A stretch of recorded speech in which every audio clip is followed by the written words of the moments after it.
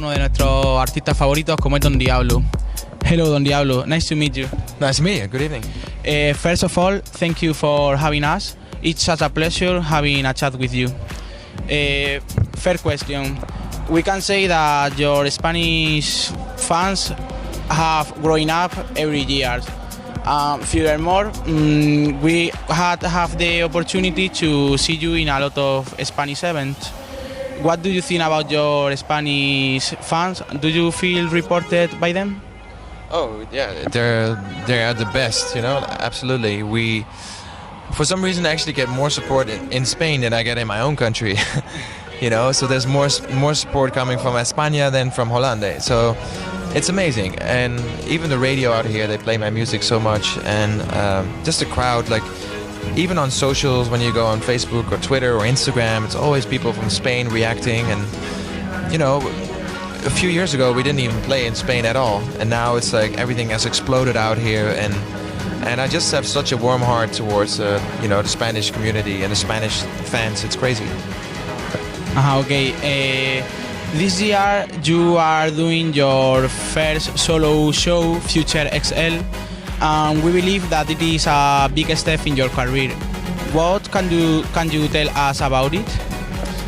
It's gonna be like over like almost like a 4-hour set, just me playing my own music in my hometown with over 6,000 people. It's almost sold out, which is crazy because it's in the winter and it's summer now. But it's going really good. It's going really well. And yeah, I don't know, like it's gonna be the most futuristic, most epic stage production I've ever done. And I don't know, it's gonna be something that it's amazing to finally have all the Hexagonians from all over the world. Like people are flying in from America, from Spain, from Germany, from Israel, like, you know, all across the world to come and be at this event. And it feels like the perfect way to end the year and perfect way to end the whole sort of future cycle, you know, with my album. And it's something that I've been looking forward to my whole career, and it's gonna happen in December. And you know, I want to keep it sort of really personal. I'm not gonna do like there's not gonna be like crazy dancers or crazy circus acts. It has to be very personal. I want it to be futuristic, I want it to be personal, and I want it to be emotional. And it's gonna be a very special night.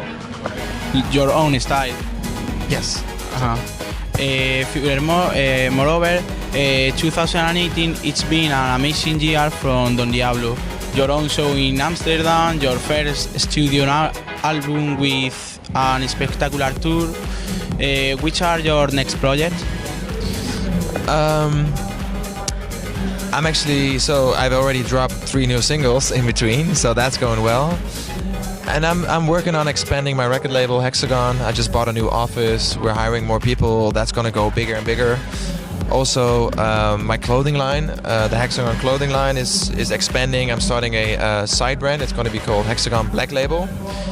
And it will be sort of more higher fashion, like more exclusive, you know, more crazy stuff. And also, like in October, I will be opening like a temporary shop in Amsterdam during Amsterdam Dance Event. That's going to be a big one because it's in one of the biggest stores in Amsterdam. Also, I guess, you know, that just a lot of music. Like right now, this week, tomorrow I'm dropping a remix for Martin Garrix and Khalid, Ocean.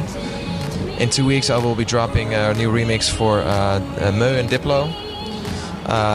And I've got a new record coming out mid-September, which is maybe one of the biggest records I've ever done, which will feature a big rapper and a big singer.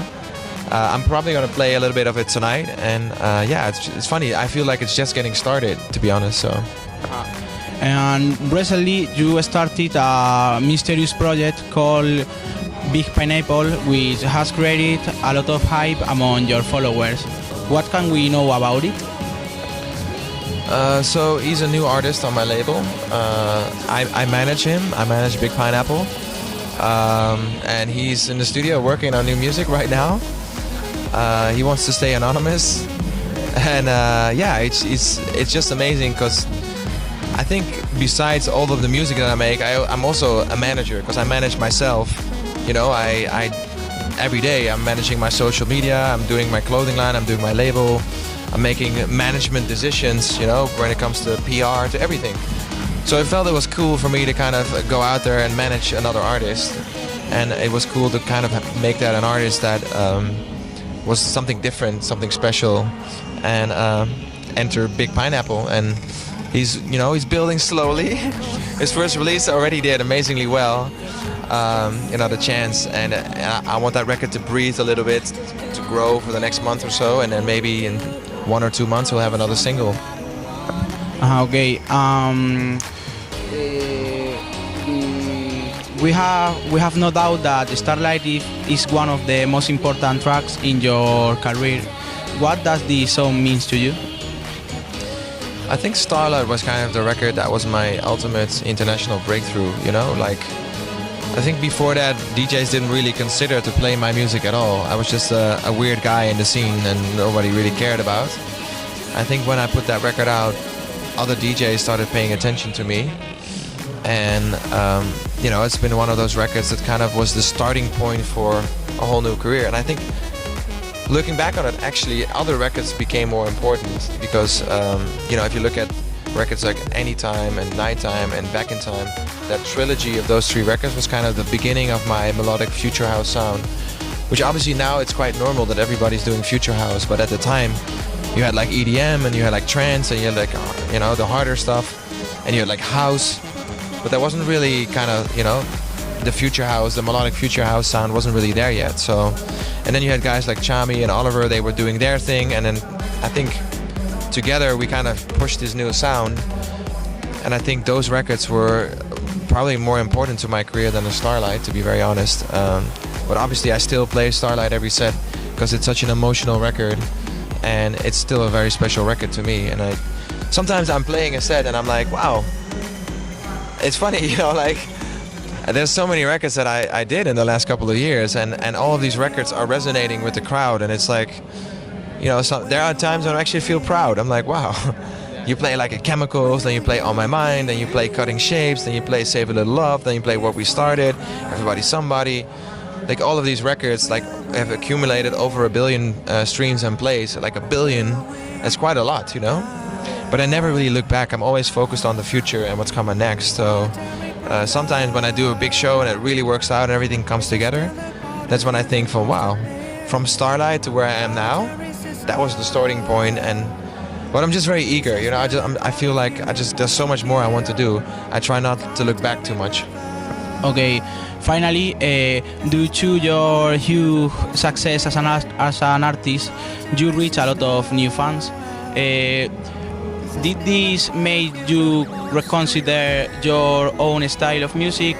Maybe try out to change your thinking other kind of music beside the future house? Yeah, I think if you listen to my album, it has like if you take a record like People Say, was probably one of my most popular records for this year. It's like a future-based record. I think everything I do is kind of futuristic. If you take a record like with Caleb Scott, Give Me Love, that was very sort of future pop. Or like there's I think maybe 9 or 10 records on my album that are not future house. And if you look at some of the other stuff, it's becoming more housey. And I don't know, like I almost feel like I'm doing more non-future house than I'm doing future house. So I wanted to get back to that.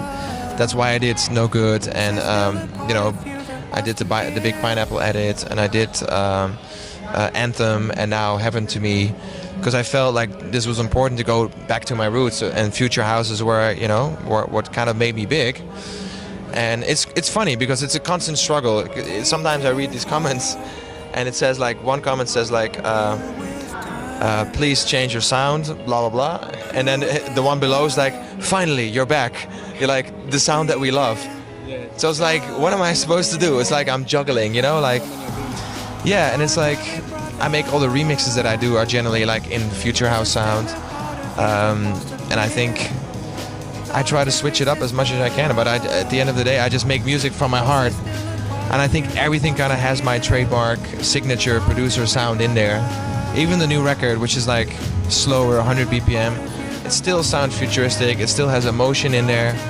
And I think, you know, for the years to come, I will still be reinventing the future house sound and kind of pushing the boundaries to what is coming next. I think even when going from the future house sound of, like, let's say anytime is house time, to a momentum, which is weird. I released that record last year, and this year was in the top 5 most played records of the year at Tomorrowland, which is crazy because I was like, that was just a record I wanted to do in between.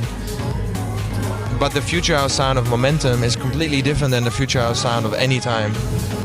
So I think even within the genre, it's evolving, and it's just sad for my label that a lot of people are doing the same thing. You know, a lot of people are creating are kind of copying a certain sound. So I'm always looking for original stuff. So if you're looking and you want to send something to the label, send it to demo@dondiablo.com, and we're looking for something original. You don't have to sound like Don Diablo, just make it your sound, and